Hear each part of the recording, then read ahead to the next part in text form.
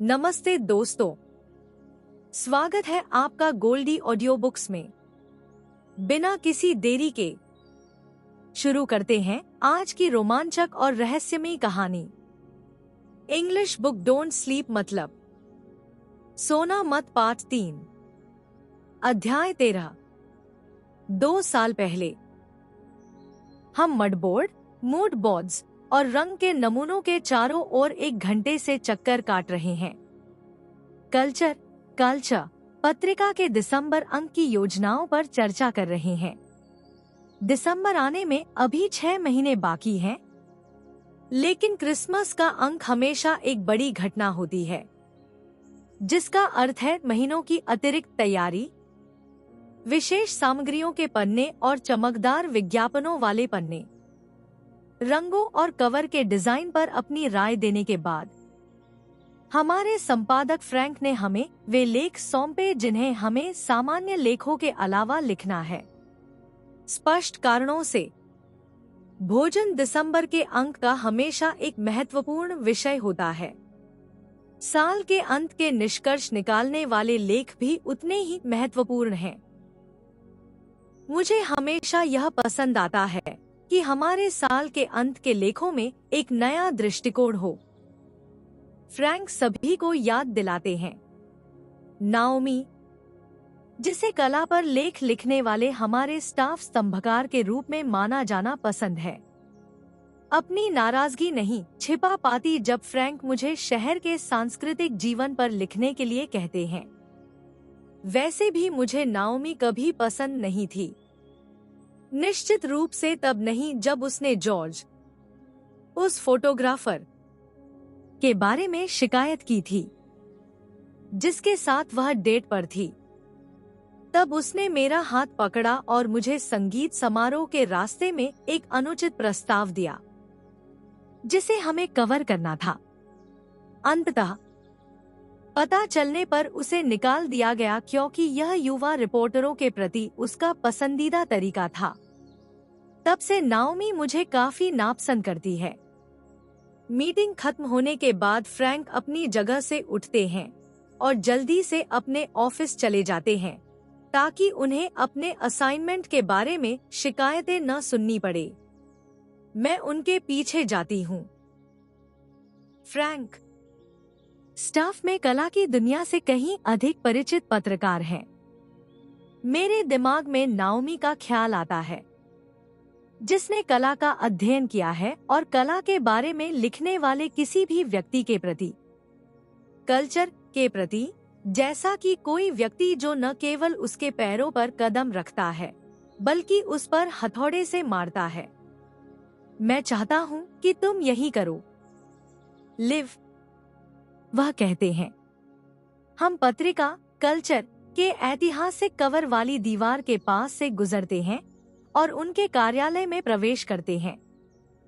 पिछली बार जब मैंने मिलो जी की प्रदर्शनी की समीक्षा लिखी थी तो उसने मुझ पर और पत्रिका पर मुकदमा कर दिया था। क्या तुम वाकई फिर से इतना जोखिम उठाना चाहती हो? वह सब जनता के लिए था। उसने मुकदमा वापस ले लिया। वह बिना किसी हिचकिचाहट के कहते हैं, तुम्हारी समीक्षा ने उस कमीने को बिल्कुल सही जगह चोट पहुंचाई। उसने उसे बुरी तरह जला दिया था। बाकी मीडिया अंक निकलने के बाद जैसे पागल हो गया था। फ्रैंक ने इस बारे में कुछ नहीं कहा कि मीडिया की हलचल के कारण जी पर अपनी प्रेमिका को पीटने का आरोप लगा और अंततः उसे रद्द कर दिया गया। यह सिर्फ एक समीक्षा थी। मेरा इरादा उसका करियर बर्बाद करने का नहीं था। यहाँ दोषी महसूस करने का कोई कारण नहीं है।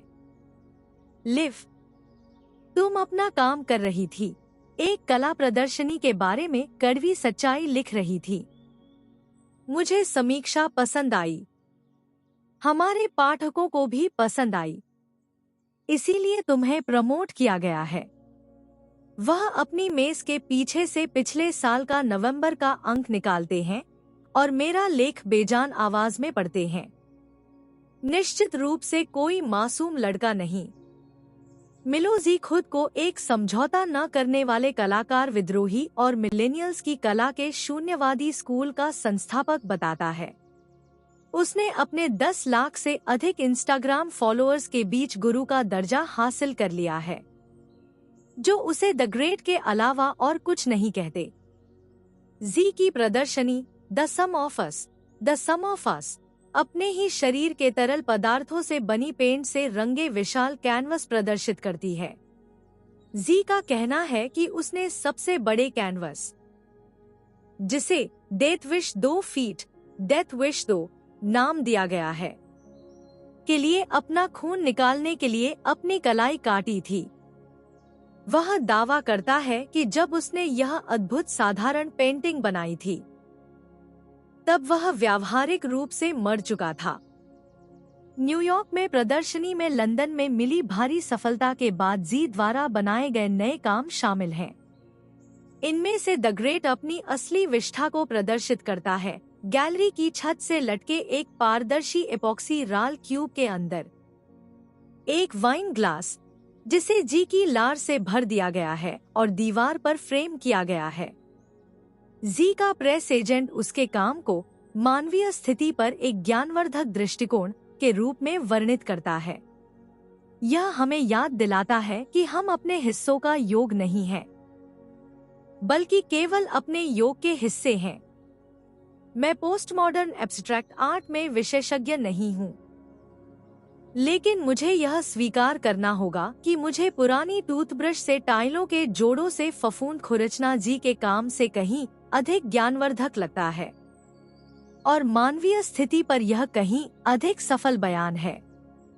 फ्रैंक पत्रिका मेज पर फेंक देते हैं, इसलिए मैं चाहता हूँ कि तुम क्रिसमस अंक के लिए लिखो। वह टोन, वह व्यंग्य। फ्रैंक, मैं व्यंग्यात्मक नहीं थी, मैं ईमानदार थी। मैं अपने चेहरे पर बिना किसी भाव के कहती हूँ, तुमने उसे पूरी तरह से नष्ट कर दिया, जैसा कि नाओमी कभी नहीं कर पाती। वह उन कलाकारों के बारे में बहुत उत्साहपूर्वक लिखती है जिनके साथ वह संबंध बनाने की कोशिश कर रही है। तो यहाँ से निकलो, लिव। मुझे बजट बैठक के लिए तैयारी करनी है। अपनी मेज पर लौटने से पहले मैं फैशन कॉलम के हमारे संपादक सोनी के ऑफिस के पास रुकती हूँ और पूछती हूँ कि वह एमिली के हैंडबैग कलेक्शन के बारे में क्या सोचती है। मैं उसे वे नमूने दिखाती हूँ जो एमिली ने मुझे दिए थे, साथ ही उसके इंस्टाग्राम पेज का लिंक भी, ताकि वह उसके बाकी काम देख सके। सबसे अच्छी स्थिति में वे सस्ते और बेस्वाद नकली बैग की तरह दिखते हैं। सबसे खराब स्थिति में, खैर, मुझे यह अनुमान लगाने दो कि उसे नया शौक मिल जाएगा। मुझे नहीं लगता कि अगर उसके सभी काम प्रतिष्ठित डिजाइनों की नकल हैं, तो वह गंभीर करियर बना पाएगी। वह मुझे एमिली से मिले पर्स और वॉलेट वापस दे देती है, उन्हें अपनी उंगलियों के पोरों से पकड़कर, जैसे कि वे संक्रमित हों। उसकी स्पष्टवादिता से मेरे दिल का बोझ लगभग हल्का हो गया। मैं ईमानदारी से मार्क को बता सकती हूँ कि मैंने एमिली के कलेक्शन को पत्रिका में शामिल करने के लिए सब कुछ संभव किया है। उम्मीद है, अगर यह दीन के मन में तूफान पैदा करता है, तो वे सीधे मार्क की ओर निर्देशित नहीं होंगे। रेस्टोरेंट में उनके व्यवहार को याद करते हुए, मुझे इसमें कोई संदेह नहीं है कि वह बदले की छोटी मोटी कार्रवाई करने में सक्षम है। जब मैं देर से दोपहर के भोजन के बाद अपनी मेज पर लौटती हूँ, तो मैं देखती हूँ कि कीबोर्ड पर एक कागज चिपका हुआ है। उस पर लिखा है, केविन ने आपको वापस कॉल करने के लिए कहा था। उस पर उनका फोन नंबर भी है। केविन वह वेटर है जहां मैं मार्क, दीन और एमिली के साथ गई थी। यह उसकी तीसरी कॉल थी। मैंने उसके पहले संदेश का जवाब दिया। यह सोचते हुए कि मैंने रेस्टोरेंट में कुछ छोड़ दिया है। बेशक, मैंने कुछ नहीं छोड़ा। उसने कहा कि वह मुझे उनकी उदारता के लिए धन्यवाद देने के लिए कॉल कर रहा था और इस बात के लिए कि मैं टिप देने के लिए वापस आई थी। भले ही वह असामान्य रूप से विनम्र था, लेकिन इस कॉल ने मुझे डरा दिया। और अगली कॉल भी, जिसका मैंने जवाब नहीं दिया। मैं नोट को सिकोड़ती हूँ और उसे कचरे के डिब्बे में फेंक देती हूँ। केविन के संदेश मुझे डराने लगे हैं। अध्याय 14। बुधवार 11:02। जासूस डार्सी हैलिडे के बाल उस जल्दी ली गई शॉवर के बाद नम थे, जो उसने साइट के महिला चेंजिंग रूम में लिया था। उसने नीले सूट और फिरोजी शर्ट पहनी थी, जिसे उसने लॉकर में रखा था। उसका जासूस का बैज उसकी कमर से जुड़ा था और उसकी सरकारी बंदूक उसके बाएं कूल्हे पर एक होल्स्टर में पड़ी थी। हथकड़ी उसकी पतलून के पीछे लटकी हुई थी। वह पीछे हटी और अपराध स्थल से जागो वेक यूपी लिखे हुए संकेत की तस्वीर देखी, जिसे उसने प्रिंट किया था और अपनी मेज की खिड़की पर टेप से चिपका दिया था। लावेल यह देखने के लिए अपनी डेस्क से दूर चले गए। क्या सोचते हो? उन्होंने पूछा। क्या यह संकेत पीड़ित के लिए था? हैलिडे ने पूछा। उसे मारने का अफसोस? या क्या यह किसी और के लिए लिखा गया था? और खिड़की पर लिखने और फिर पर्दे गिराने का क्या मतलब है? उन्हें खुला क्यों नहीं रखा? या लाश के पास की दीवार पर क्यों नहीं लिखा? क्योंकि संकेत पीड़ित के लिए नहीं था, लावेल ने कहा, उसके विचारों से सहमत होते हुए। बिल्कुल। इसीलिए कातिल ने संकेत को उल्टा लिखा, ताकि यह सुनिश्चित हो सके कि इसे बाहर की सड़क से आसानी से पढ़ा जा सके। कातिल बाहरी दुनिया को संदेश दे रहा था, पीड़ित को नहीं। उनके पीछे कांच का दरवाजा जोर से खुला। दोनों मुड़े और देखा कि रॉबरी इन्वेस्टिगेशन सेंट्रल डिपार्टमेंट के जासूस रोस्को और ट्रेन डेस्को की पंक्तियों के बीच से उनकी ओर आ रहे हैं। लगता है घुड़सवार आ गए हैं। लावेल ने दो जासूसों का स्वागत करते हुए हाथ आगे बढ़ाया। उन्होंने हैलिडे की जगह के पास दो डेस्क खाली कर दिए, जहां दोनों जासूस, जिन्हें अस्थायी रूप से मर्डर डिपार्टमेंट में स्थानांतरित किया गया था, जांच में मदद करेंगे। उन्हें कुछ हफ्तों के लिए स्थानांतरित किया गया है। समय सीमा कम या ज्यादा हो सकती है। इस पर निर्भर करता है कि मामले में सफलता कब मिलती है। हैलिडे का मोबाइल तब बजा जब लावेल परिचय के लिए जासूसों को उनके पास ले गए। उसने जल्दी से उनसे हाथ मिलाया और फिर फोन उठा लिया। हैलिडे, उसने कहा, उस खिड़की से दूर हटते हुए जिस पर उसने फोटो चिपकाई थी। ओवेन जेफरी का फोन था, एक पुराना आर्मी दोस्त, जिसे उसके पिछले अनुबंध के बाद CIA में भर्ती किया गया था। तो तुम्हें मेरा वॉइस मेल मिल गया? उसने कहा। बेशक। क्या हुआ? जेफरी को संक्षेप में हत्या के बारे में बताते हुए हैलिडे ने उसे खिड़की पर लिखे उस भयानक संकेत की फोटो भेजी। कोई विचार है? उसने पूछा। यह इरादा दिखाता है, उन्होंने फोटो मिलने पर टिप्पणी की। तुम ऐसा क्यों सोचते हो?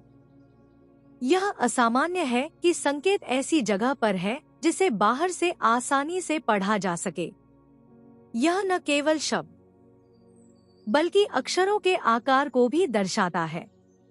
मुझे लगता है कि इस तरह का जटिल संकेत, बिना किसी गलती के, विशेष रूप से बहुत तनावपूर्ण स्थिति में, जैसे कि हत्या करने के बाद, ठंडे दिमाग और योजना की आवश्यकता होगी। किस तरह की योजना? हैलिडे ने पूछा। बस हत्या से पहले कागज पर उल्टा लिखने का अभ्यास करना, या हाथ के पिछले हिस्से पर भी। उस मामले में कातिल गलती से बचने के लिए अक्षर दर अक्षर संकेत की नकल कर सकता है। तुम्हारे द्वारा भेजी गई फोटो में उल्टे संकेत को स्थानांतरित करने में कोई त्रुटि या अशुद्धि नहीं है। इससे यह अनुमान लगाया जा सकता है कि सब कुछ पहले से नियोजित था। कप्तान ने पूरी जांच टीम को अपने ऑफिस बुलाया। हैलिडे ने फोन कवर किया और लावेल से उसके बिना शुरू करने के लिए कहा। उसके चेहरे से पता चल रहा था कि यह उसका सबसे अच्छा विचार नहीं है। उसे अपनी ब्रीफिंग के लिए देर हो रही थी। उसने मेज के दूसरे छोर पर पड़ी एक नोटबुक ली और लिखा, मैं अपने पुराने दस्ते के एक पुराने दोस्त से बात कर रही हूँ। वह अभी CIA में है। मुझे कुछ मिनट दो। उसने सिर हिलाया और रोस्को और ट्रेन के साथ कप्तान के ऑफिस की ओर बढ़ गया। हैलिडे ने जेफरी से पूछा कि क्या वह उस संकेत को CIA के विश्लेषणात्मक डेटाबेस के माध्यम से चला सकता है, ताकि खिड़की की लिखावट की तुलना वहां मौजूद लाखों अन्य हस्तलेखों से की जा सके। मैं इससे भी बेहतर कर सकता हूं। मैं इसे हमारे द्वारा विकसित एक एल्गोरिदम के माध्यम से चला सकता हूं, जो उस व्यक्ति की संभावित विशेषताओं का काफी अच्छा डोजियर तैयार कर सकता है जिसने यह संकेत बनाया है। किस तरह की विशेषताएं? वह हमें उच्च संभावना के साथ बता सकता है। पुरुष या महिला, बाएं हाथ का या दाएं हाथ का, अंग्रेजी का जानकार या नहीं, लिखने वाले की उम्र का आकलन करना, क्योंकि स्कूल में सिखाई जाने वाली लेखन शैली समय के साथ बदलती रहती है। इस तरह की विशेषताएं।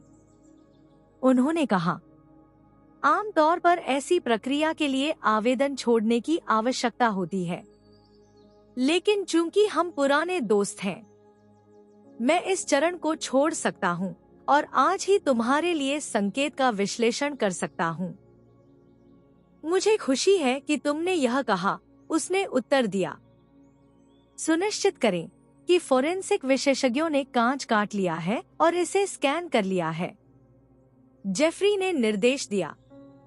परिणाम तब अधिक सटीक होगा अगर हम फोटो लेते हैं या संकेत की रूपरेखा का उपयोग करना शुरू करते हैं।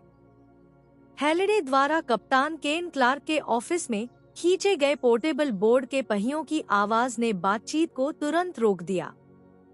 कप्तान मेज के किनारे पर बैठे थे और सुन रहे थे कि जैक लावेल मामले के बारे में संक्षिप्त रूप से बता रहे थे। लावेल अपनी छाती पर हाथ बांधकर फाइलों की अलमारी के सहारे खड़े थे।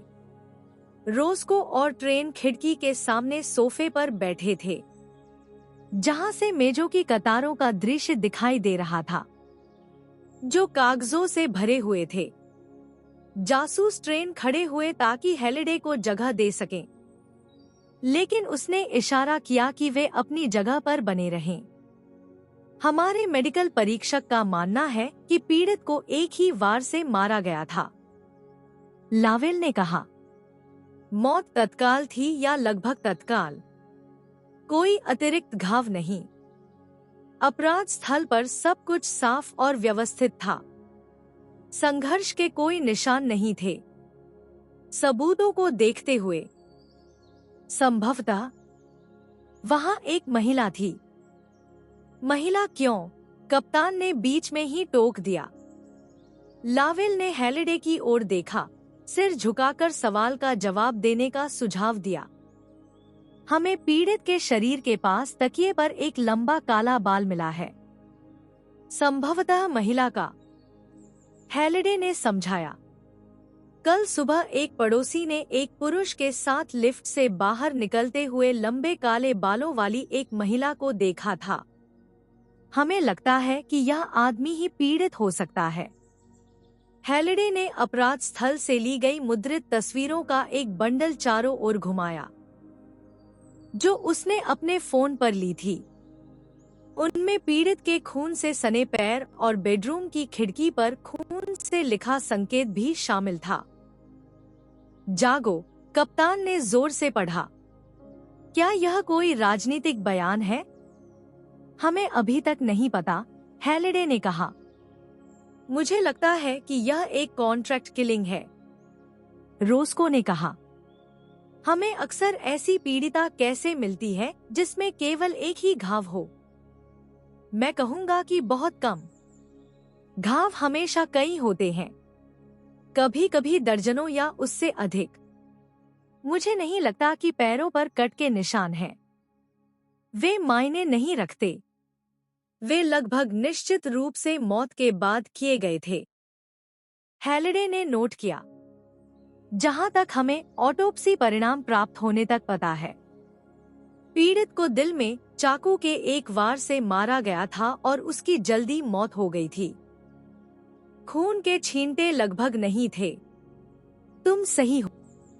बहुत दुर्लभ है उन मामलों के बारे में सुनना जहां हत्या के दौरान केवल एक ही वार किया गया था। आमतौर पर आत्मरक्षा में या अत्यधिक संख्या में घाव होते हैं, या कभी कभी हिचकिचाहट के कारण घाव होते हैं। बिल्कुल, रोस्को ने सहमति व्यक्त की। बहुत कम लोग एक चाकू के वार से किसी की हत्या कर सकते हैं, केवल तभी जब उनके पास कौशल हो। पूर्व विशेष बल। जैसे ही हम पीड़ित की पहचान कर लेते हैं, हमें यह देखना होगा कि क्या उसका संगठित अपराध से कोई संबंध है। हमें रूसियों पर ध्यान देना चाहिए। रूसी माफिया पूर्व विशेष बलों को काम पर रखता है। ये लोग निश्चित रूप से चाकू का उपयोग करना पसंद करते हैं।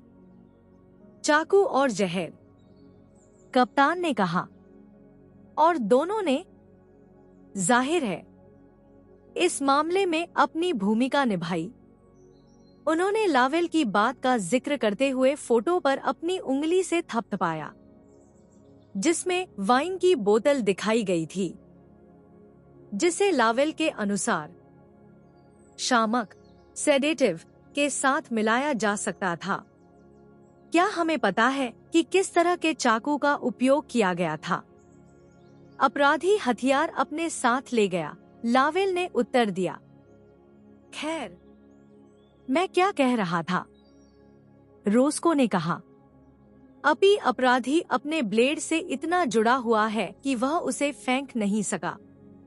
यह मेरी इस थ्योरी का समर्थन करता है कि यह एक किराए का कातिल था। यह कोई गैंग वॉर नहीं था। हैलिडे का लहजा इतना दृढ़ था कि सब चुप हो गए। आपको कैसे पता? कप्तान ने पूछा। अगर यह गैंग वॉर होता तो कातिल बंदूक का इस्तेमाल करता। सिर में 2 गोलियां, यह चाकू से कहीं ज्यादा तेज और सटीक है। अब जब उसे अपने सहयोगियों का ध्यान मिल गया था, हैलिडे ने अपना लहजा बदलकर एक अलग लहजे में बात की। वह अनुभव से जानती थी कि यह नहीं दिखाना चाहिए कि आप अपनी थ्योरी में भावनात्मक रूप से शामिल थे। यह आंखों पर पट्टी बांधने वाले पुलिस वाले का संकेत था, और आंखों पर पट्टी वाला पुलिस वाला एक घटिया जासूस होता है। वह संकुचित नहीं थी। बस ऐसा हुआ कि उसके पास उनसे अधिक जानकारी थी। किराए के कातिल की भी प्राथमिकताएं होती हैं, लावेल ने टिप्पणी की। किराए के कातिल अपना काम करते हैं और चले जाते हैं। वे कला परियोजनाओं में नहीं फंसते, हैलिडे ने कहा। अपनी स्थिति को मजबूत करने के लिए उसने बोर्ड पर मैग्नेट के नीचे जागो लिखे संकेत की फोटो लगाई।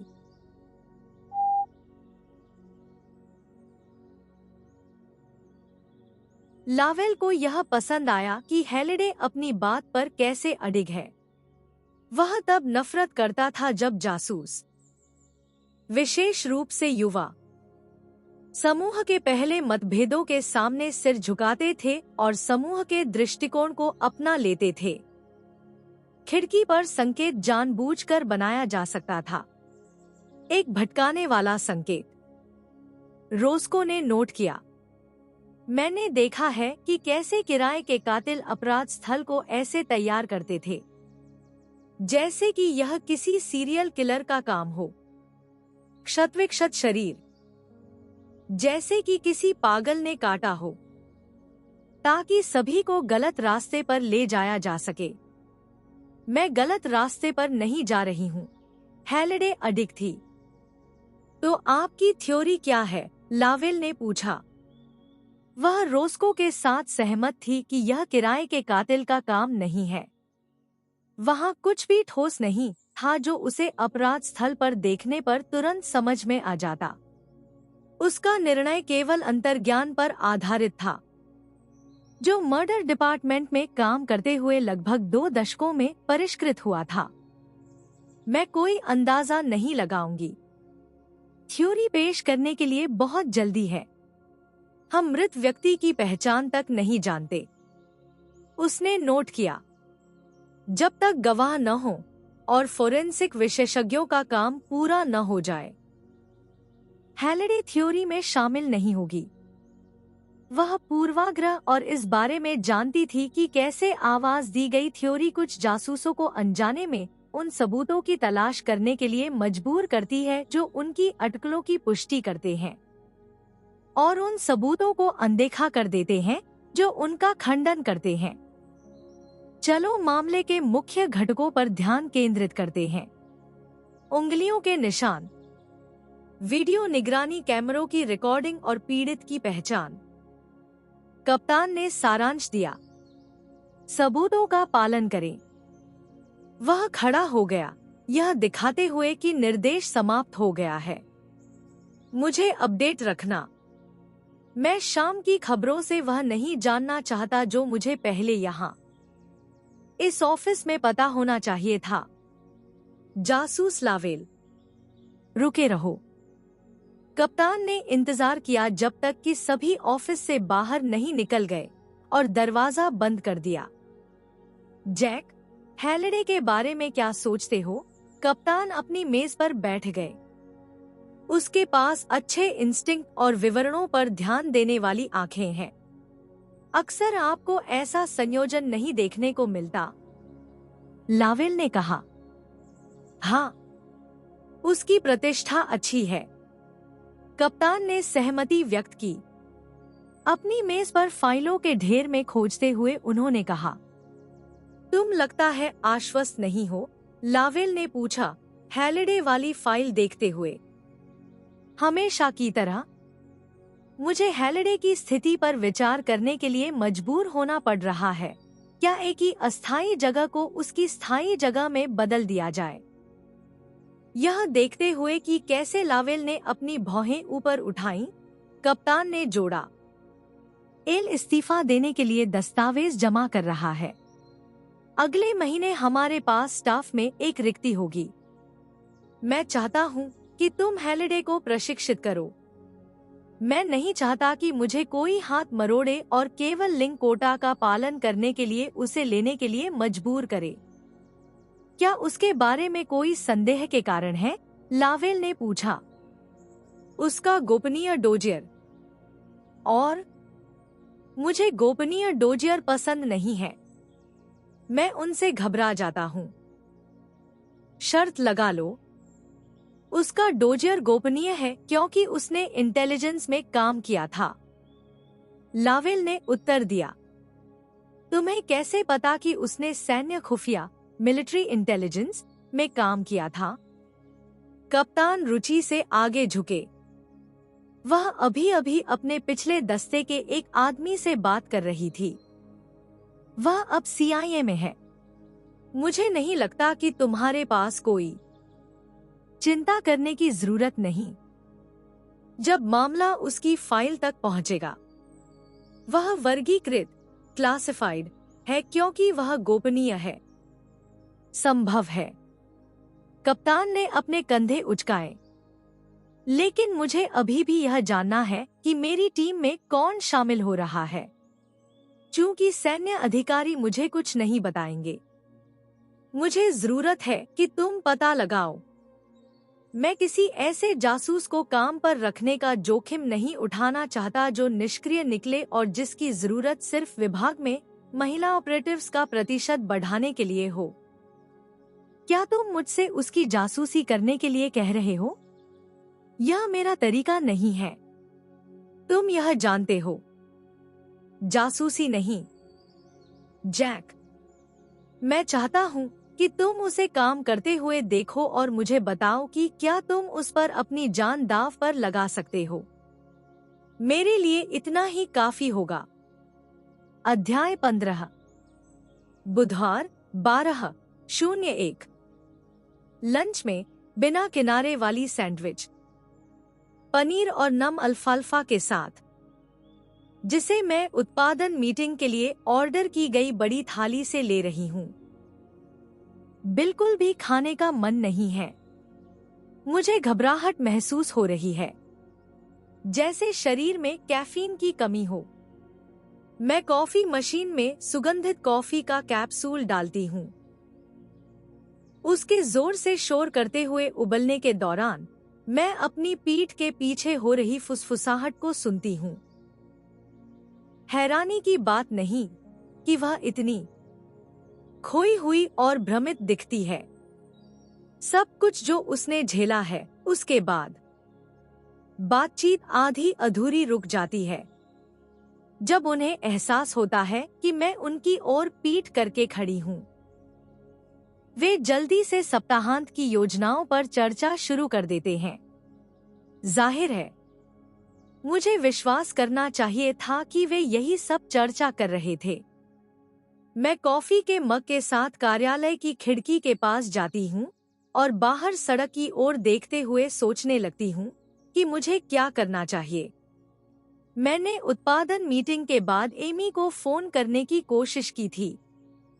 उसका फोन बंद था। आमतौर पर इसका मतलब है कि वह काम पर है।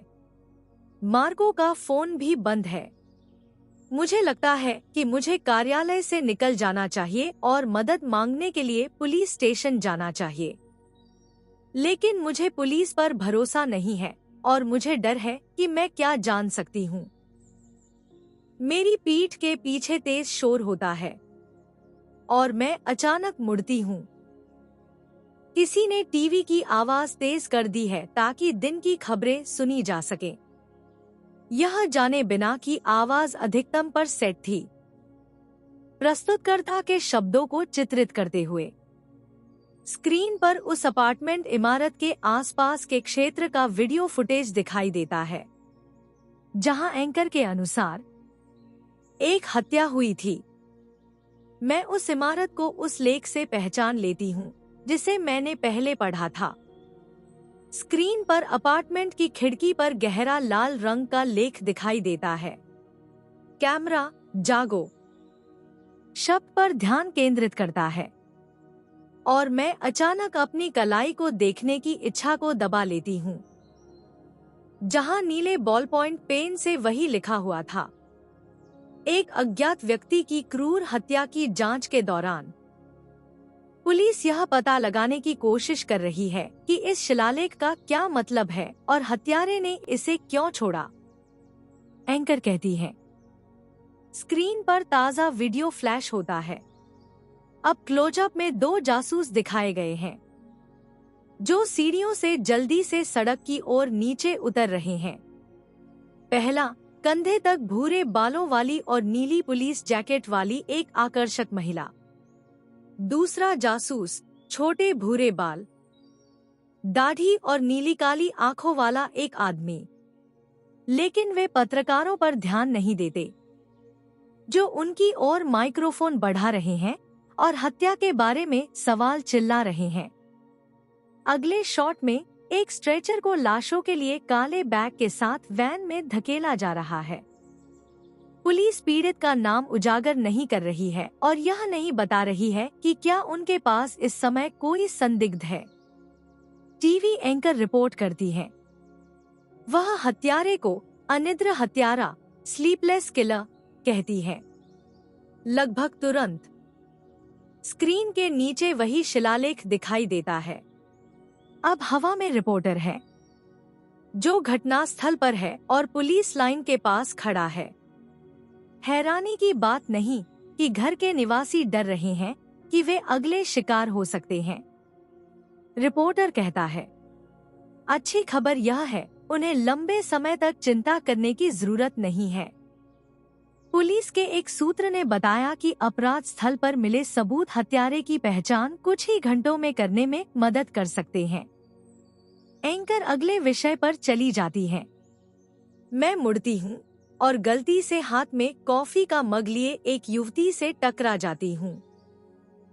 यह मेरे कपड़ों पर गिर जाती है। मुझे बहुत खेद है, वह कहती है। डर से जम गई। यह पूरी तरह से मेरी गलती है। मैं जहां जा रही थी, उसे देखने के बजाय टीवी देख रही थी। गलती सिर्फ आपकी नहीं है। मैं भी नहीं देख रही थी कि मैं कहां जा रही हूं। मैं उसे आश्वस्त करती हूं। दाग हटाने के लिए एक नैपकिन के साथ अपने गीले कपड़े पोंछ रही हूं। कपड़े खराब हो गए हैं। कॉफी के दाग एक आपदा है। क्लोडिन चिल्लाती है। पत्रिका की स्टाइलिस्ट, जिसने अभी अभी खाना खत्म किया है। चलो लिव, तुम्हें वार्डरोब में कुछ बदलने के लिए ढूंढते हैं। वार्डरोब वह जगह है जहां पत्रिका फोटो शूट के लिए उपयोग किए जाने वाले सभी कपड़े और सामान रखती है। अधिकांश पोशाकें ब्रांडों द्वारा पत्रिका को इस उम्मीद में उपहार में दी गई थी कि उन्हें अंक में जगह मिलेगी। मैं क्लोडिन के पीछे बड़ी आयताकार कमरे में जाती हूँ, जिसमें विशाल खिड़कियां हैं। बीच में एक बड़ा मेज है, जिस पर कपड़े के टुकड़े और रंग के नमूने पड़े हैं। इसके चारों ओर दीवारों के किनारे कपड़ों के लंबे क्रोम स्टैंड खड़े हैं। रंग पैलेट के मूड बोर्ड जो पहले मीटिंग में प्रस्तुत किए गए थे, खिड़की के पास खड़े हैं।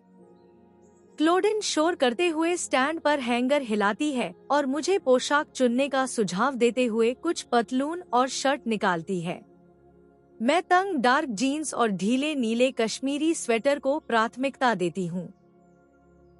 ड्रेसिंग रूम एक काला पर्दा लगा हुआ एक छोटा सा केबिन है। अंदर एक कुर्सी और फुल लेंथ आईना है। मैं कॉफी से सने कपड़े उतारती हूँ और उन्हें फर्श पर फेंक देती हूँ। मैं क्लोडिन द्वारा लाए गए कपड़े पहनने के लिए तैयार हूँ। जब मेरी नजर आईने में मेरे अधनंगे शरीर के प्रतिबिंब पर पड़ती है, मेरी बाहें बॉल पॉइंट पेन से लिखे गए और कोहनियों तक पहुंचने वाले शिलालेखों से ढकी हुई हैं। बहुत सारे शिलालेख, जैसे कि मुझे आस्तीन से भरा गया हो। कुछ संदेश धुले हुए और अपठनीय हैं। अन्य अस्पष्ट बकवास, जो मुझे पागलपन और पागलपन भरी लगती है। किसी पर भरोसा मत करो और फोन का जवाब मत दो, उनमें से सबसे स्पष्ट हैं। क्लोडिन दीवार पर एक हुक पर एक और चीज लटकाने के लिए ड्रेसिंग रूम में हाथ बढ़ाती है। यह उस पोशाक के साथ बहुत अच्छा लगेगा। वहाँ आपका क्या हाल है? अच्छा है, मैं भावनाओं के बिना जवाब देती हूँ, आईने में खुद को घूरते हुए। मेरी नजर ब्रा और पसलियों से पेट के ऊपरी हिस्से तक नीचे जाती है। वह अचानक कुछ ऐसी चीज पर रुकती है जिसे मैं आईने पर लगी लिपस्टिक का दाग समझती हूँ। मैं लाल दाग को मिटाने के लिए आगे बढ़ती हूँ। वह बना रहता है और तभी मुझे एहसास होता है कि वह लाल धब्बा आईने पर नहीं, बल्कि मेरी त्वचा पर, पसलियों के ठीक नीचे है। मैं नीचे देखती हूँ और उत्सुकता से अपनी उंगलियों से निशान को महसूस करती हूँ। यह निशान नहीं है। यह लाल निशान का एक बदसूरत झुर्रीदार टुकड़ा है। निशान के ऊतकों का, जिसे मैंने पहले कभी नहीं देखा था। अध्याय 16, बुधवार 12:08। जब जासूस डार्सी हैलिडे कप्तान के साथ बैठक से लौटी, तो उसने अपनी मेज पर एक नरम पैड वाला लिफाफा देखा। अंदर एक काली हार्ड डिस्क थी, जिसे उस कंपनी ने डिलीवर किया था जो अपार्टमेंट इमारत में वीडियो निगरानी कैमरों का रखरखाव करती है। जहां हत्या हुई थी। हैलिडे ने हार्ड डिस्क को कंप्यूटर से कनेक्ट किया। इसमें दर्जनों फाइलें थी। हर फाइल में एक कैमरे से रिकॉर्डिंग थी। इमारत हर मंजिल पर निगरानी कैमरों से लैस है, साथ ही प्रवेश और निकास द्वारों पर भी। हैलिडे ने उस मंजिल के कैमरे की रिकॉर्डिंग वाली फाइल पर क्लिक किया जहां हत्या हुई थी। कैमरा एक कोण पर स्थापित किया गया था ताकि गलियारा दिखाया जा सके जो लिफ्टों की ओर जाता है। वीडियो रंगीन था, लेकिन शेड्स धुंधले थे। हैलिडे को हॉलीवुड शैली की स्पष्टता की उम्मीद नहीं थी। उसे बस संदिग्ध के चेहरे की एक स्पष्ट छवि चाहिए थी। कोरोनर ने कहा कि पीड़ित को शरीर की जांच करने से 6 से 9 घंटे पहले मार दिया गया था। इसने हैलिडे को अनुमानित समय सीमा दी जिस पर ध्यान केंद्रित करना था। हैलिडे रिकॉर्डिंग को तब तक पीछे ले जाती रही जब तक उसे आधी रात से पहले का टुकड़ा नहीं मिला। गलियारे में रोशनी बंद थी। अंधेरे में कुछ भी दिखाई नहीं दे रहा था। हैलिडे ने रिकॉर्डिंग का अंधेरा हिस्सा स्क्रॉल किया। अंत में, तीसरी रात की शुरुआत में, हैलिडे ने प्रवेश द्वार पर धुंधली रोशनी में एक बदलाव देखा। पड़ोस के किशोर ने उसे बताया कि उसने उसी समय दरवाजे के टकराने की आवाज सुनी थी। उसने खुलते हुए और फिर बंद होते हुए प्रवेश द्वार की मुश्किल से दिखाई देने वाली हरकत देखी।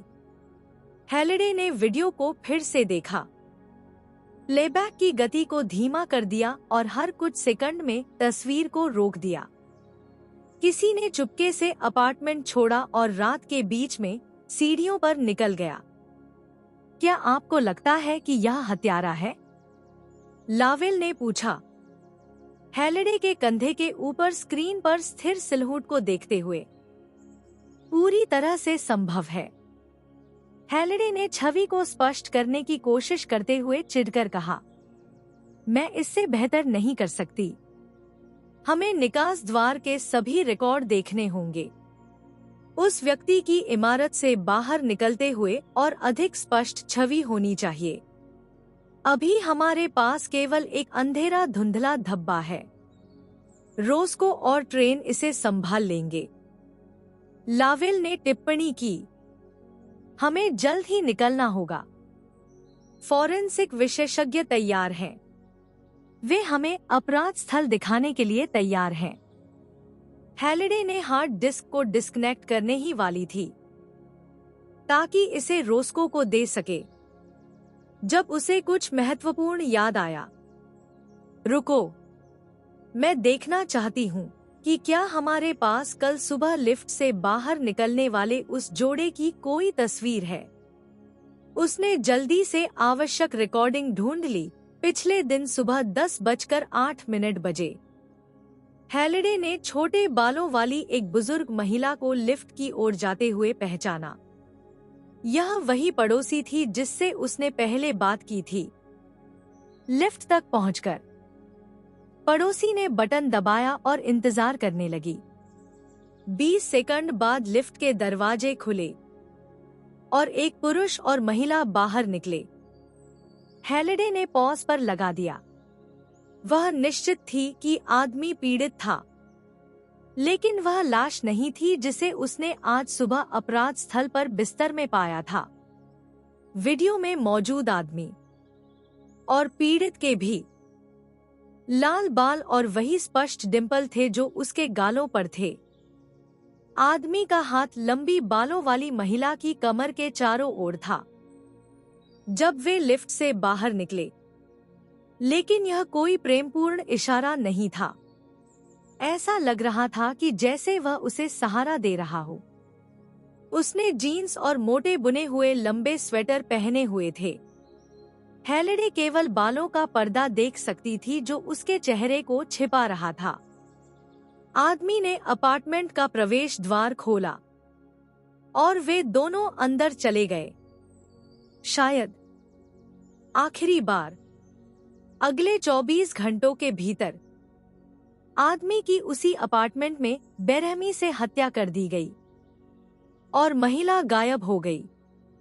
लंबी बालों वाली महिला की धुंधली छवि को देखते हुए हैलिडे यह सोचे बिना नहीं रह सकी कि उन्होंने मुख्य संदिग्ध को खोज लिया है। उसने वीडियो को उस पल तक पीछे ले गई जब जोड़ा लिफ्ट से बाहर निकला था। उसने प्ले बटन दबाया ताकि उसे फिर से देख सके। ऊपर देखो, हैलिडे ने विनती की, लेकिन महिला अपने पैरों को देखती रही।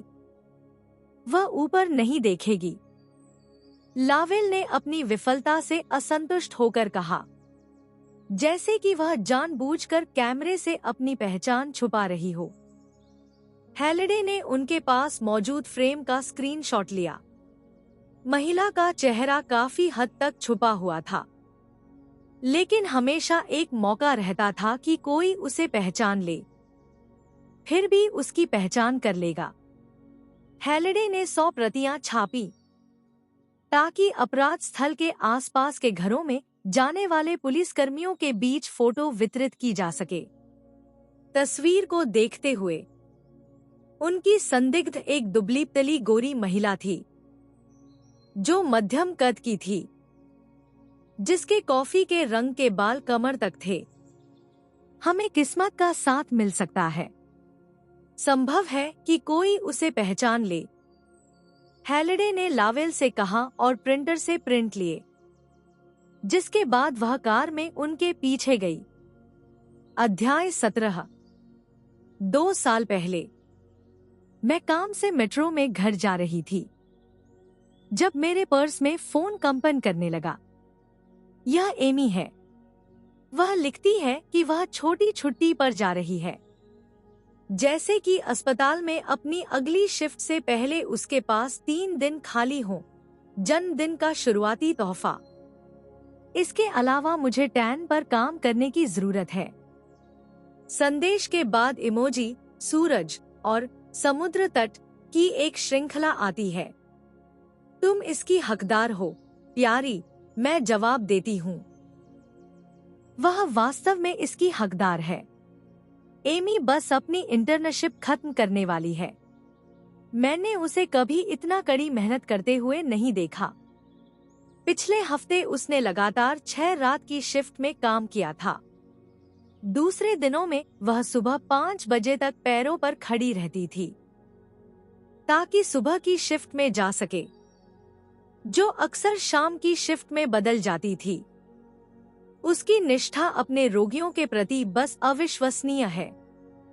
एमी और मैं एक दोस्त की पार्टी में मिले थे, जो जानता था कि हम दोनों अपार्टमेंट किराए पर लेने के लिए एक रूममेट की तलाश कर रहे थे।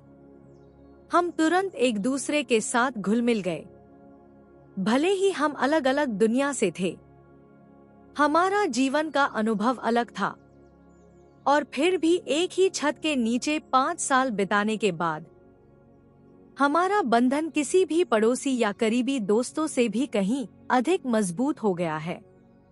एमी वह बहन है जो मेरे पास कभी नहीं थी।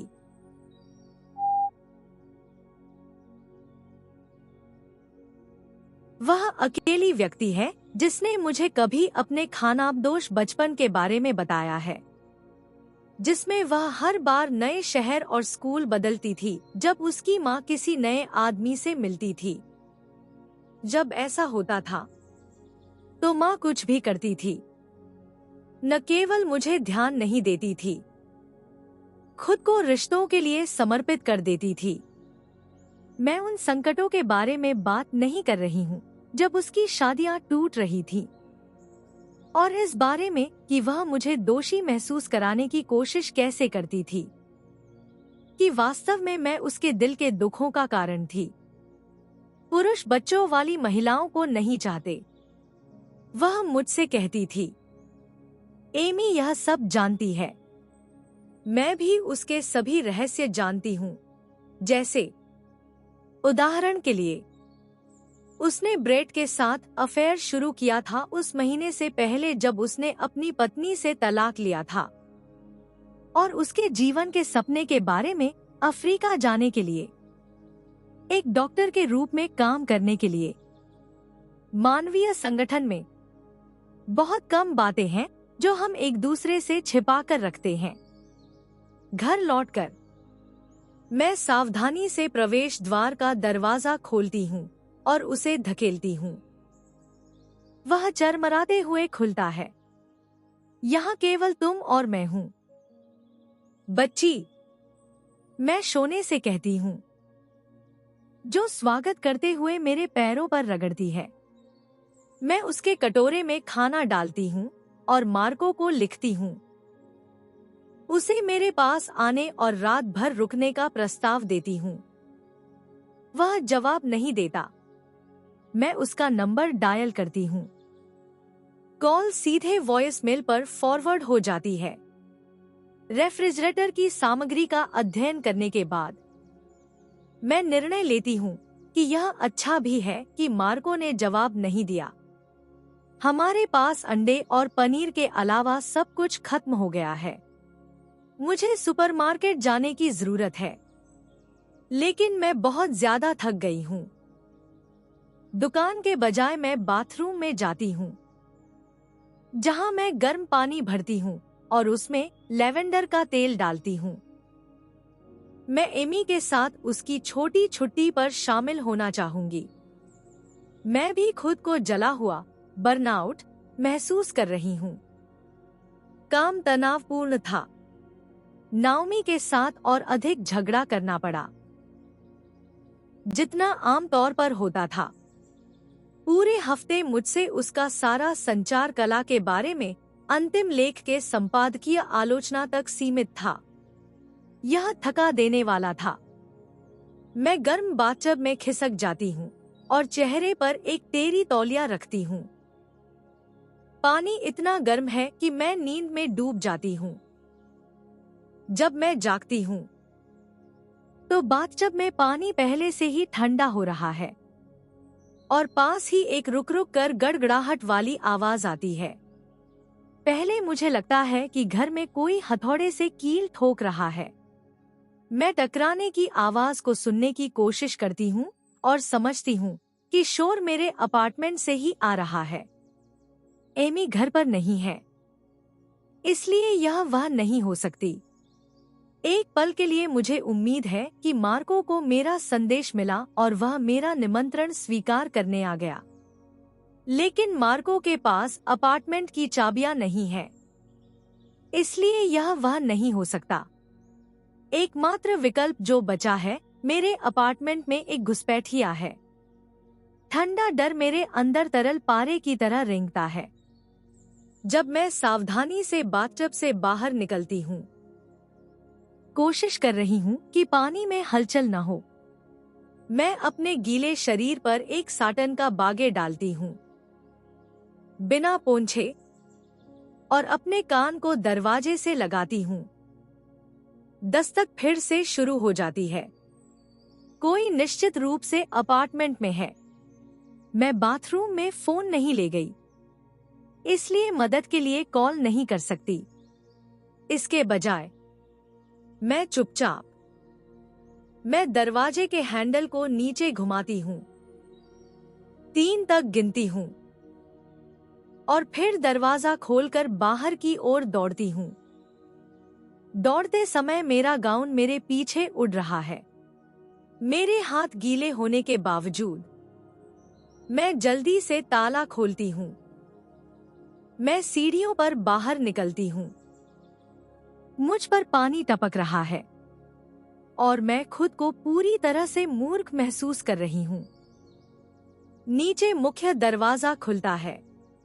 मैं झिझकते हुए रेलिंग के पास जाती हूँ ताकि देख सकूं कि कौन आया है। यह पड़ोसन है जो 4थी मंजिल पर रहती है। वह मुझे नहीं देखती। जल्दी से सीढ़ियां चढ़ रही है और एक बार में 2-2 सीढ़ियां पार कर रही है। उसकी आंखें अपने फोन पर टिकी हैं क्योंकि वह फेसटाइम पर बात कर रही है। अपनी सीढ़ी तक पहुंचकर वह ऊपर देखती है और मेरी आंखों से आंखें मिलती हैं और फिर वह अपनी मंजिल की ओर चली जाती है। पड़ोसन से मुलाकात ने मुझे और भी मूर्ख महसूस कराया। बेशक कोई घुसपैठिया नहीं था। शोर निश्चित रूप से नए किराएदारों द्वारा फर्नीचर इकट्ठा करने के कारण हुआ था, जैसा कि उन्होंने पहले देर रात तक किया था। मैं अपार्टमेंट में वापस आती हूँ और अपने पीछे दरवाजा बंद कर लेती हूँ। अंदर आते ही मैं मार्को को कॉल करती हूँ। सब ठीक है, लिव? वह पूछता है। बैकग्राउंड में आवाजों की बुदबुदाहट और प्लेटों के टकराने की आवाज मुझे बताती है कि वह निश्चित रूप से एक रेस्तरां में है। क्या तुम्हें मेरे साथ रात बिताने का मेरा प्रस्ताव मिला? मैं एमी के बेडरूम की गलियारे की ओर जाती हूँ, जहां से शोर आ रहा था। मैं खुद को बहादुर महसूस कर रही हूँ, यह जानते हुए कि फोन पर कोई है जो अगर कुछ गलत हुआ तो पुलिस को बुला सकता है।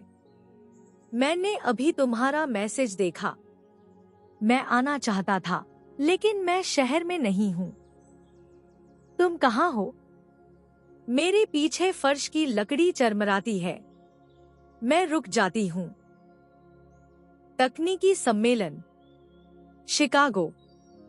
मैं शुक्रवार रात को वापस आ रहा हूँ।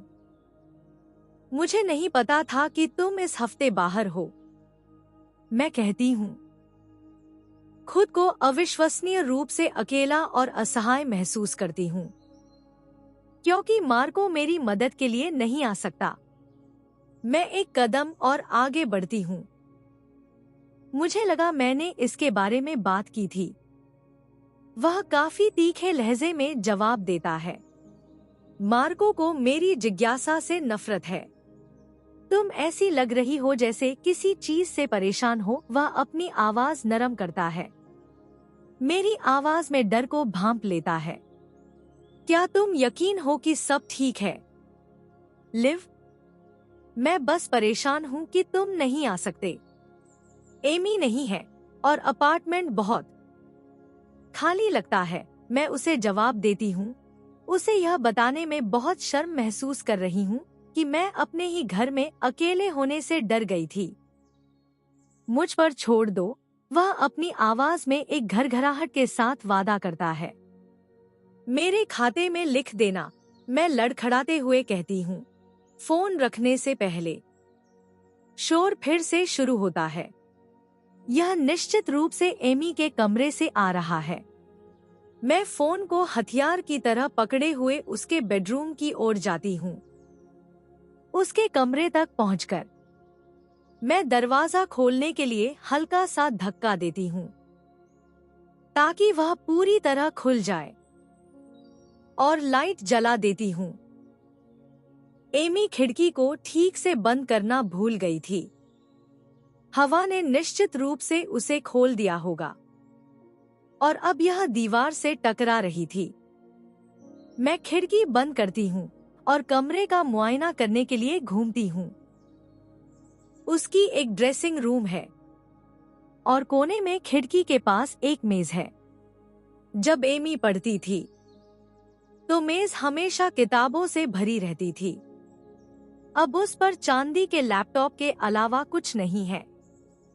उसके बिस्तर पर एक छोटा सूटवर्क है, जिसे उसने संभवतः सामान पैक करते समय छोड़ दिया था। मुझे लगता है कि उसने बड़े सूटकेस को प्राथमिकता दी होगी, जिसमें अधिक कपड़े आ सकें। एमी हमेशा जरूरत से ज्यादा बड़ा सूटकेस लेती है। उसे नहीं पता कि एक हफ्ते की यात्रा के लिए 2 सूटकेस लेना संभव है। जब मैं बाहर निकलने के लिए मुड़ती हूँ, तो मैं एमी के बिस्तर के नीचे से निकल रही शोना, बिल्ली की पूंछ से टकराकर लड़खड़ा जाती हूँ। तो तुम यहाँ हो? शोना अपनी बड़ी आंखें खोलती है और घृणा से मुझे घूरती है और फिर वापस सो जाती है। मैं रसोई की ओर जाती हूँ, कुछ खाने के लिए तैयार करने के लिए, यह अच्छी तरह जानते हुए कि फ्रिज में बहुत सीमित सामान ही होगा, अंडे और पनीर के अलावा। मुझे अलमारी में शतावरी एस्पैरागस का एक डिब्बा मिलता है। मैं पनीर और शतावरी के साथ आमलेट बनाती हूँ और लिविंग रूम में टीवी के सामने बैठकर खाती हूँ। मेरी पलकें भारी हो जाती हैं और मैं शो के बीच में ही सोफे पर सो जाती हूँ। मैं शोर से जागती हूँ। फिर से एमी की खिड़की। मुझे समझ नहीं आ रहा है कि यह कैसे खुल सकती है।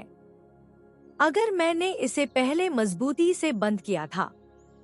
मैं फिर से कमरे में जाती हूँ, लाइट जलाती हूँ और खिड़की बंद करती हूँ। इस बार मैं इसे 2 बार जांचती हूँ, यह सुनिश्चित करने के लिए कि यह गलती से फिर से न खुले। एमी के बिस्तर के पास का अलार्म घड़ी मुझे बताती है कि समय आधी रात के करीब है। मैं बाथरूम की ओर जाती हूँ और अपने दांत ब्रश करती हूँ और फिर अपने बेडरूम का दरवाजा खोलती हूँ। मैं लाइट जलाती हूँ और पत्थर की तरह वहीं जम जाती हूँ। जब मैं सुबह काम पर जा रही थी तो सब कुछ साफ था। अब ऐसा नहीं है। मेरे कमरे में अफरातफरी मची है। बिस्तर बिखरा हुआ है। अलमारी के दरवाजे और दराज का एक हिस्सा खुला है, जैसे किसी ने मेरे सामान को खंगाला हो। फोटो फ्रेमों में से एक फर्श पर कांच के टुकड़ों के बीच पड़ा है।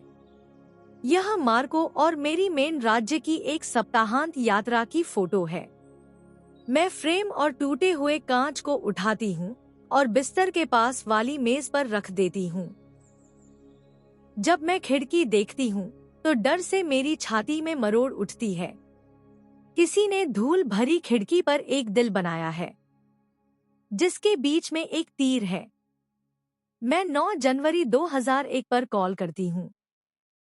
भले ही मुझे पुलिस को बुलाना पसंद नहीं है, मेरे भीतर अधिकारियों के प्रति अविश्वास की गहरी भावना है। उस रात से जब बाल कल्याण सेवा ने मुझे ले लिया था, पुलिस ने मुझे मेरी माँ के हाथों से छीन लिया था। यह याद मुझे कभी नहीं छोड़ती। इस भावना को उस घटना ने और बढ़ा दिया जब कॉलेज के वर्षों में मुझे छात्र विरोधों में गलती से शामिल होने के कारण बुरी तरह गिरफ्तार कर लिया गया और हथकड़ी लगा दी गई थी। पुलिस ने मुझे तब छोड़ा जब उन्होंने फिर से वीडियो फुटेज देखे, जिससे पता चला कि मैं इसमें शामिल नहीं थी। लेकिन उस अनुभव ने मेरे अविश्वास को और गहरा कर दिया। वर्दी में 2 पुलिस अधिकारी 20 मिनट के भीतर पहुंच जाते हैं। तब तक मैं ट्रैक सूट पहन लेती हूँ और लिविंग रूम में एक कुर्सी पर सिकुड़कर बैठ जाती हूँ। गहरी सांसें लेती हूँ और खुद को संभालने की कोशिश करती हूँ। पुलिस अधिकारी विनम्रतापूर्वक उस घटना का मेरा विस्तृत विवरण सुनते हैं। तो क्या आप घर आने पर अपने बेडरूम में नहीं गए थे? एक भारी मूंछों वाला पुलिस अधिकारी पूछता है, जबकि उसका युवा काले बालों वाला साथी रसोई और लिविंग रूम की खिड़कियों पर ताले चेक कर रहा है। मैं आज सुबह काम पर जाने से पहले आखिरी बार अपने बेडरूम में थी। सब कुछ साफ था। बिस्तर बना हुआ था। यह वैसा नहीं दिख रहा था जैसा अब है। मैं अव्यवस्था की ओर इशारा करती हूँ। मैं युवा पुलिस वाले के पीछे एमी के कमरे में जाती हूँ, जहाँ वह खिड़की की जांच कर रहा है।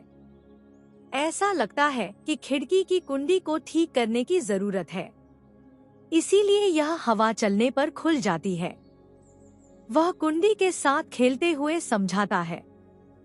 वह मुझसे कहता है कि कोई भी हमारे घर की बाहरी दीवार पर चढ़कर खिड़की से अंदर नहीं आ सकता था, केवल अगर यह बिल्ली घुसपैठिया हो।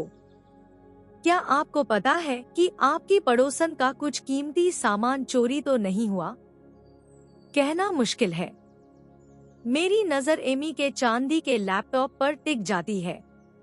उसका कंप्यूटर अभी भी यहीं है।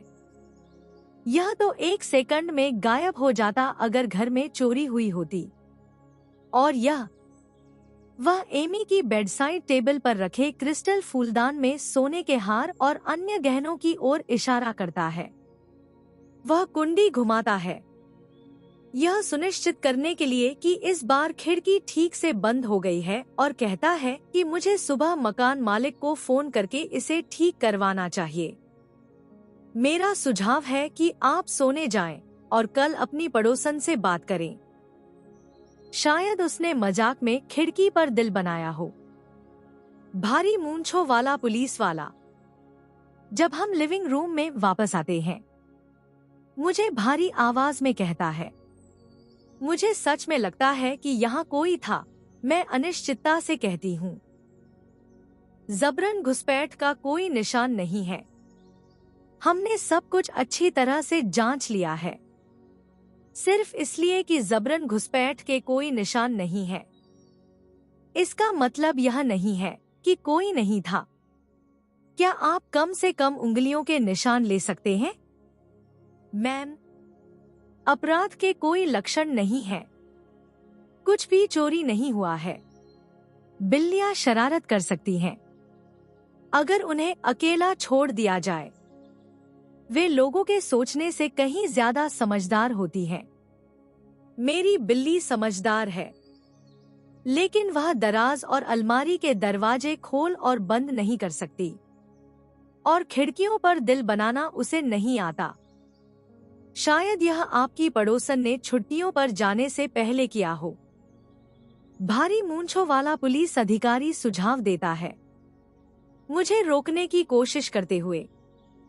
शायद उसने आपके सामान उधार लिए हों और इतनी जल्दी में थी कि पीछे गंदगी छोड़ गई। एमी ने ऐसा नहीं किया होगा। वह जानती है कि मैं साफ सफाई को लेकर बहुत सतर्क हूँ। यहाँ कोई और था। वह बेसब्री से आह भरता है। सुनिए, हमने आपके अपार्टमेंट की तलाशी ली है। यहाँ आपके अलावा और कोई नहीं था। वह मुख्य दरवाजा खोलता है और सिर के इशारे से अपने साथी को उनके पीछे आने के लिए कहता है। किसी ने निश्चित रूप से मेरे बेडरूम में घुसकर सब कुछ उलट-पुलट कर दिया है। भले ही उस व्यक्ति ने कुछ चुराया न हो, फिर भी यह कानून का उल्लंघन है। जबरन घुसपैठ है ना? मैं उनकी आंखों में फैसला करने वाली चमक देखकर चिढ़ जाती हूँ। अगर ऐसा हुआ होता तो यह कानून का उल्लंघन होता। वह मेरी ओर मुड़ते हुए कहता है, कोई सबूत नहीं है कि यह जबरन घुसपैठ थी। कुछ भी गायब नहीं है। कोई हिंसक प्रवेश नहीं है। क्या कोई है जो आपकी राय में आपको परेशान करने के लिए आपके अपार्टमेंट में घुस सकता है? कोई पुरानी रंजिश, पूर्व प्रेमी, पड़ोसी? मैं जिन्हें जानती हूँ, उनमें से कोई ऐसा नहीं करेगा। और उन लोगों के बारे में क्या जिन्हें आप नहीं जानती? युवा पुलिस अधिकारी अपने साथी की चिढ़ भरी नजर का सामना करते हुए पूछता है, आपका क्या मतलब है? क्या हाल ही में आपको किसी उत्पीड़न का सामना करना पड़ा है? मैम, अज्ञात संदेश, फोन कॉल्स, किसी प्रकार की धमकियां? क्या आप पूछ रहे हैं कि क्या कोई मेरा पीछा कर रहा है? हाँ, बिल्कुल। केविन, कैफे डेल मार का वेटर, मेरे काम पर मुझे 3 और संदेश छोड़ चुका है। उसने कभी इससे ज्यादा कुछ नहीं किया, केवल हानिरहित संदेश छोड़े हैं। लेकिन मुझे यह अजीब लगता है कि एक वेटर, जिसके साथ मेरी थोड़ी सी बातचीत हुई थी, ने मेरे ऑफिस का पता लगा लिया और मुझे संदेश कर रहा है। मैं लगभग उसका नाम लेने ही वाली थी, लेकिन फिर अपना विचार बदल लेती हूँ। कुछ लोग बस सामाजिक संकेतों को समझने में बहुत खराब होते हैं। केविन उनमें से एक हो सकता है, इसलिए वह मुझे काम पर मैसेज कर रहा है। साथ ही अगर पुलिस उसके बारे में पूछताछ करेगी तो वह विरोध भी कर सकता है। जब पुलिस शामिल होती है तो सब कुछ गलत हो जाता है। कोई मेरा पीछा नहीं कर रहा है, मैं अपनी आवाज में असलियत से ज्यादा आत्मविश्वास के साथ कहती हूँ। 18वां अध्याय। बुधवार 12:42। जब मैं चुनिंदा कपड़ों के साथ ड्रेसिंग रूम से बाहर आती हूँ तो क्लोदिन उत्साह से अपनी हथेलियां मिलाती है और मुझे घूमने के लिए कहती है। वह अपना सिर एक तरफ झुकाती है, जैसे कि मेरे लुक के बारे में पूरी तरह आश्वस्त न हो, और फिर अलमारी में खोदकर एक असममित चांदी नीले रंग का कार्डिगन निकालती है, इतना लंबा कि वह मेरे कूल्हों के ऊपर तक आता है। यह मेरे पहनावे के साथ मेल खाता है, तंग जीन्स और बड़े गोल गले वाला काला कश्मीरी स्वेटर। अभी भी कुछ कमी है, क्लोदिन कहती है। वह कोठरी में गायब हो जाती है और नीले रंग के विभिन्न रंगों वाले माउंटेन क्रिस्टल से बने हार के साथ लौटती है। मेरे पीछे खड़े होकर वह हार का लॉक लगाती है। कुछ और फिर आप जा सकती हैं, वह वादा करती है। वह एक बॉक्स से कॉस्मेटिक सैंपल का ढेर निकालती है और ऐसे शेड्स चुनती है जो कपड़ों के रंग के साथ मेल खाते हों। यह सोने पर सुहागा होगा। जब मैं मेकअप लगाती हूँ तो मैं दर्पण में अपना प्रतिबिंब देखती हूँ, जो वापस मुझ में बदल जाता है। मैं खुद को यह विश्वास दिलाने में लगभग सफल हो जाती हूँ कि सब कुछ वापस सामान्य हो गया है, जब तक कि मैं अपने शरीर पर उस असमान निशान को याद नहीं कर लेती। जितनी भी कोशिश करूं, मुझे याद नहीं आ रहा है कि मुझे यह कहां से मिला।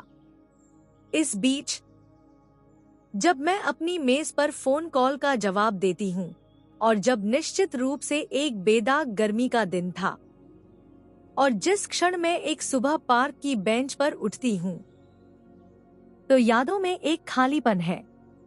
मैं खुद से कहती हूँ कि याददाश्त का नुकसान अस्थायी है, कि यह नींद की कमी या गंभीर जेटलैग का परिणाम है। स्पष्टता बहुत जल्द वापस आ जाएगी। जब मैं नए कपड़ों और ताजे मेकअप के साथ मुख्य कार्यालय में दिखाई देती हूँ तो वहाँ कोई नहीं है। मैं खुद को कुछ अधूरा महसूस करती हूँ जब देखती हूँ कि कैसे सब लोग कांच के मीटिंग कमरों में जीवंत होकर बातचीत कर रहे हैं, जो पूरे कार्यालय में बिखरे हुए हैं। वे संभवतः पत्रिका के नए अंक पर चर्चा कर रहे हैं। मैं अब इस जगह का हिस्सा नहीं हूँ। इस विचार से मुझे भीतर से अपूरणीय नुकसान का एहसास होता है। मुझे कल्चर में काम करना पसंद था, यहाँ रहना, इस काम को करना सबसे खुशहाल अवधियों में से एक था। मुझे नहीं पता कि मैं अपने ही जीवन में इतनी बाहरी कैसे हो गई। मैं जोजी या किसी और से मुझे जानकारी देने के लिए कह सकती थी, लेकिन मुझे यह दिखाने में शर्म आती है कि मैं कितनी भ्रमित हूँ।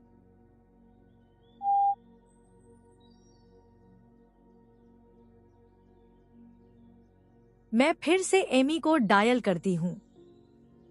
वह डॉक्टर है।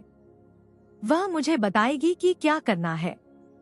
मैं लगभग उसकी थोड़ी हैरान आवाज सुन सकती हूँ, जो मुझे उठने के लिए कह रही है, ठीक वैसे ही जैसे वह अनगिनत बार करती थी जब मेरा सिर हैंगओवर या गंभीर सर्दी के कारण रुई जैसा होता था।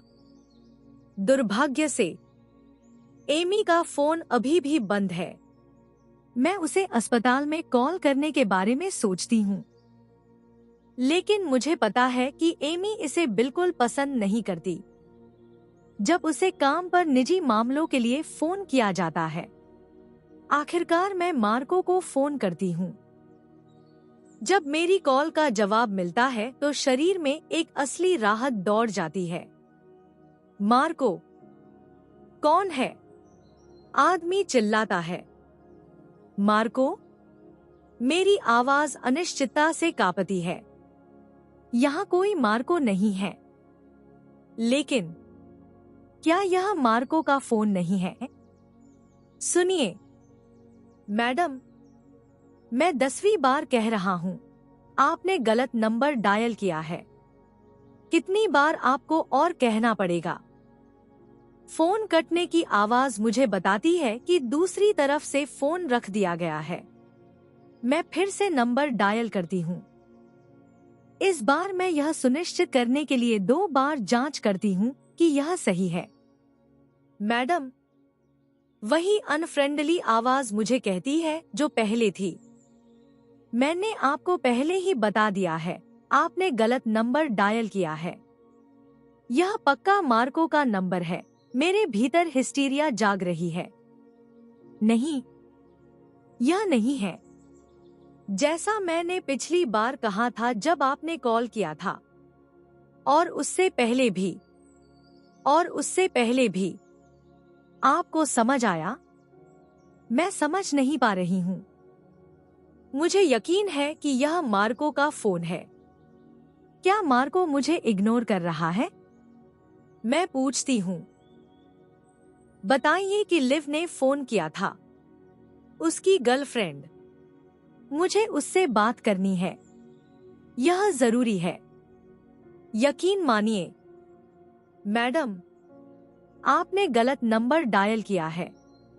आपको फोन करना बंद करना होगा। वह ट्रक की आवाज के साथ चिल्लाता है और फिर फोन काट देता है। यह बातचीत मुझे थका देती है। मेरा चेहरा मेरे हाथों में है। सब कुछ पहचान से परे बदल गया है। ऑफिस। जे राम, मुझे लगता है जब मैं लापरवाही से उसे उधार लिए गए डिजाइनर कपड़ों के माध्यम से रगड़ती हूँ। ऑफिस के टीवी स्क्रीन पर फिर से न्यूज रिपोर्ट शुरू होती है और वे वही क्लिप दिखाते हैं जहां अपार्टमेंट की खिड़की पर लिखा है, जागो। मेरी त्वचा पर भी वही लिखा है। यह महज एक संयोग से बढ़कर होना चाहिए। मैं वहां जाने की तीव्र इच्छा से ग्रस्त हूँ। शायद वहां मेरी याददाश्त वापस आ जाएगी। भ्रम दूर हो जाएगा जो मेरे ऊपर लटका है। उस क्षण से जब से मैं पार्क की बेंच पर उठी थी। लेख में जिसे मैंने पहले पढ़ा था, उस इमारत का पता दिया गया था जहां हत्या हुई थी। मैं फिर से लेख पढ़ती हूँ। यह 53वीं सड़क और लेक्सिंगटन एवेन्यू के चौराहे से दूर नहीं है। जब मैं ऑफिस से बाहर निकलती हूँ तो रिसेप्शनिस्ट मुझसे पूछती है कि क्या मैंने उस आदमी से बात की थी जिसका कॉल मुझे फॉरवर्ड किया गया था। मैं कांपती हूँ जब मुझे फोन में वह डरावनी आवाज याद आती है, उसका आरोपी और साथ ही अनुरोध करने वाला लहजा। मैंने उससे बात की थी। उसने फिर से कॉल किया था। कहा कि पहली बार फोन कट गया था। मैंने इसे फॉरवर्ड कर दिया था, लेकिन आपने फोन नहीं उठाया। मैं मीटिंग में थी। ओह, उसने कहा कि वह थोड़ी देर बाद आएगा। वास्तव में उसने कहा कि आपसे कहना कि आप ऑफिस में ही रहें जब तक वह न आ जाए। उसने कहा कि यह जरूरी है। मेरी एक मीटिंग है और मैं पहले से ही देर हो रही हूँ। मैं झूठ बोलती हूँ। ऑफिस से और भी तेजी से बाहर निकलते हुए सबवे के 9 स्टॉप और 5 मिनट की पैदल दूरी के बाद मैं न्यूज रिपोर्ट वाली उस बहुमंजिला इमारत के सामने खड़ी हूँ। पुलिस की गाड़ियां और फोरेंसिक वैन पुलिस घेराबंदी के पास खड़ी है। वर्दीधारी पुलिस फुटपाथ पर प्रवेश द्वार पर खड़ी है। घर के कई निवासी इंतजार कर रहे हैं कि कब उन्हें अंदर जाने दिया जाएगा। वे स्पष्ट रूप से चिढ़े हुए हैं कि उन्हें घर जाने के लिए लाइन में खड़ा होना पड़ रहा है। तमाशबीन घेराबंदी के पीछे जमा है।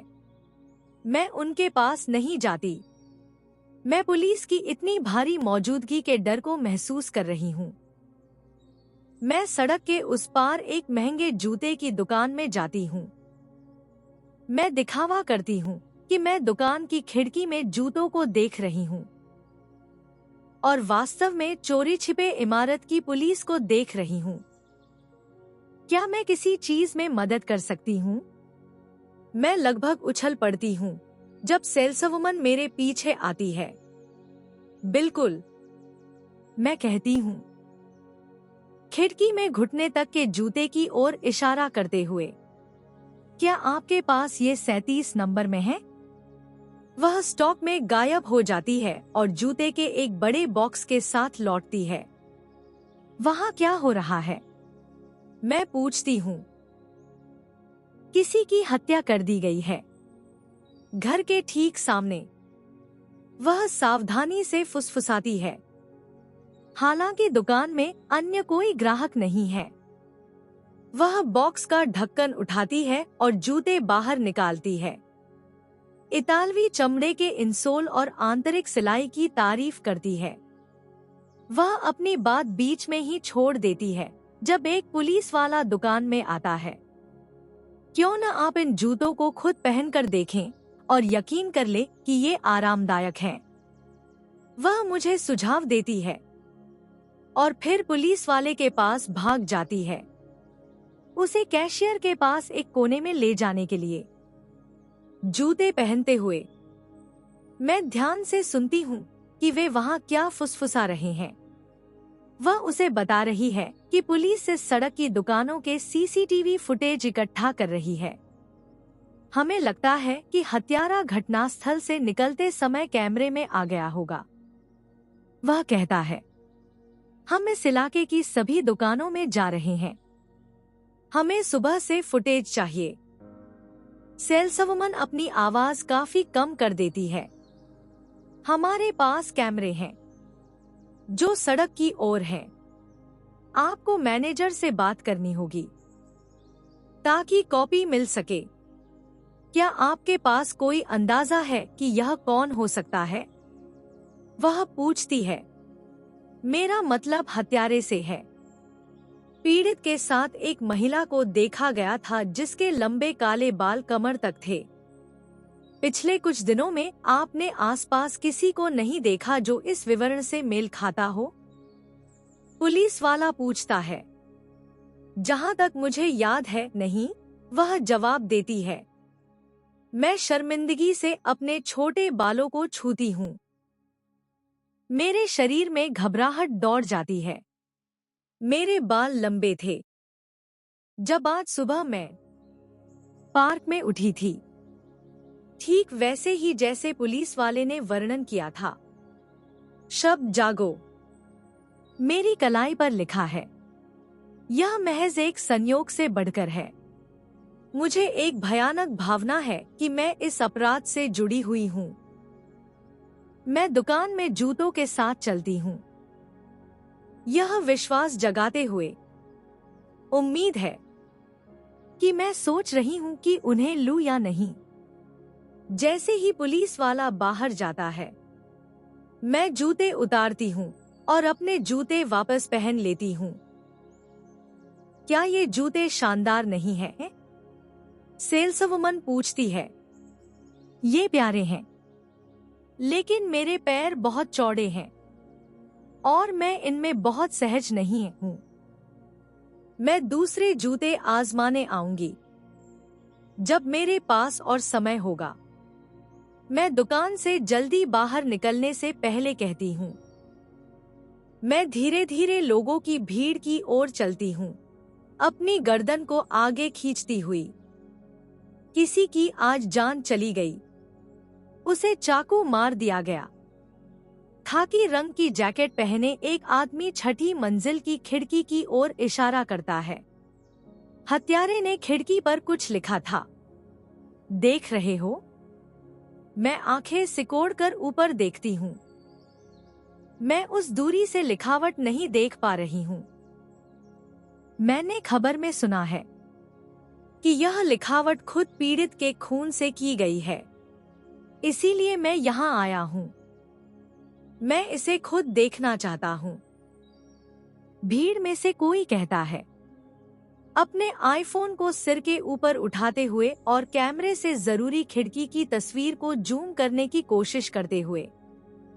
आपको क्या लगता है इसका क्या मतलब है? एक महिला पूछती है, किसी विशेष से नहीं। हत्यारा हमें संदेश भेज रहा है, आदमी जवाब देता है। यह एक चेतावनी है। कोई और हिस्टेरिक ऊंची आवाज में चिल्लाता है। हमें जागना चाहिए और अपने पापों का प्रायश्चित करना चाहिए, इससे पहले कि बहुत देर हो जाए। दोस्तों, आज के लिए बस इतना ही। जुड़े रहिए गोल्डी ऑडियो बुक्स के साथ। मिलते हैं अगले भाग में। नमस्कार।